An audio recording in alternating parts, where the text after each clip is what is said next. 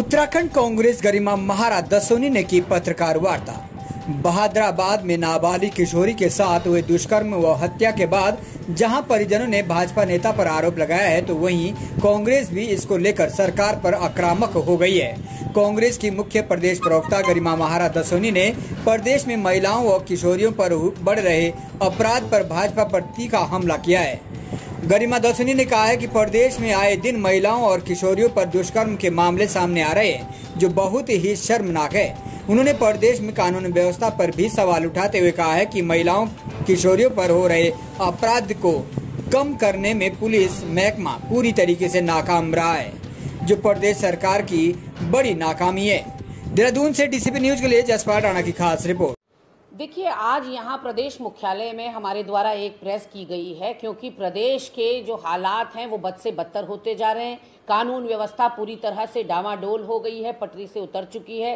Police प्रशासन ऐसा लग रहा है कुंभकर्ण की नींद में सो गया है, क्योंकि अगर एक हफ्ते के महिला दुराचार और अपराध के ही कांड आपको बताए जाएं तो आपके कानों से खून आ जाएगा। इस उत्तराखंड को देवभूमि कहा जाता है, इसको आज उत्तर प्रदेश और बिहार के समकक्ष लाकर खड़ा कर दिया धाकड़ धामी की सरकार ने। अगर मैं आज की बात करूं तो आज के प्रकरण में आप देखिए, हरिद्वार के बहादुराबाद में गैंग रेप हुआ है एक नाबालिग बच्ची के साथ, और केवल रेप ही नहीं हुआ, उसकी जघन्य और नृशंस हत्या कर दी गई है। ऐसे में इसमें भारतीय जनता पार्टी के नेता संलिप्त बताए जा रहे हैं। इसमें नेता हैं इनके ओबीसी आयोग के सदस्य आदित्य राज सैनी और इनके प्रधानपति अमित सैनी। अब आप देखिए, आगे बढ़ते हैं तो यही देहरादून का मामला बताया जा रहा है पटेल नगर का, कि 6 माह की बच्ची और उसकी मां का शव मिला है शत विक्षत हालत में, और ये 2-3 दिन पुराना बताया जा रहा है। क्या कर रही थी उत्तराखंड की पुलिस, क्या कर रही थी देहरादून की पुलिस, ये समझ से परे है। ये तीसरी खबर है आज ही की,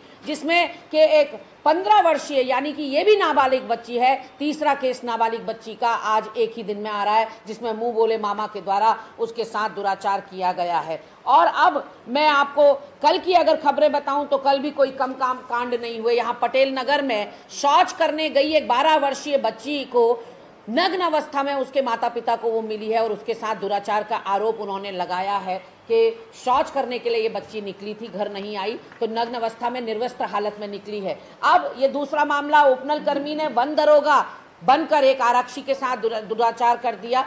ये फिर आप देखिए, ये छठा मामला है इसी हफ्ते में कि द्वाराहाट में एक 19 वर्षीय दलित युवती के साथ गैंगरेप होता है, शराब पिलाकर उसके साथ गैंगरेप किया जाता है। और ये देखिए, ये है 7वां मामला कि झांसा देकर, शादी का झांसा देकर युवती के साथ दुराचार 6 महीने से हो रहा था। तो कहीं ना कहीं आप देखिए कि हर क्षेत्र में फेल ये भारतीय जनता पार्टी की सरकार महिलाओं को सुरक्षा देने में भी फेलियर साबित हो रही है। महिला आयोग सुप्त अवस्था में है। महिला एवं बाल विकास मंत्री अपने पति के ही निपटारे नहीं कर पा रही हैं, उनके ऊपर गंभीर आरोप लगे हैं तो वो उसी में व्यस्त नजर आ रही हैं। तो ऐसे में सोचनीय विषय ये है कि प्रदेश की महिलाओं का आखिर खेवनहार या उनका गार्जियन, उनका संरक्षक कौन होगा। जिस प्रदेश को देवभूमि और तपोभूमि कहते हैं, उस भूमि में अगर नाबालिग बच्चियों के साथ दुष्कर्म हो रहा है, निर्भया के बाद मुझे ऐसा लगता है ये सबको नॉर्मल लगने लगा है कि बच्चियों के शरीर को नोचा जाए, उनकी बोटी बोटी दरिंदों के द्वारा नोची जाए। और मैं ये कह देना चाहती हूँ कि आप शरीर से ही बलात्कार नहीं करते, उस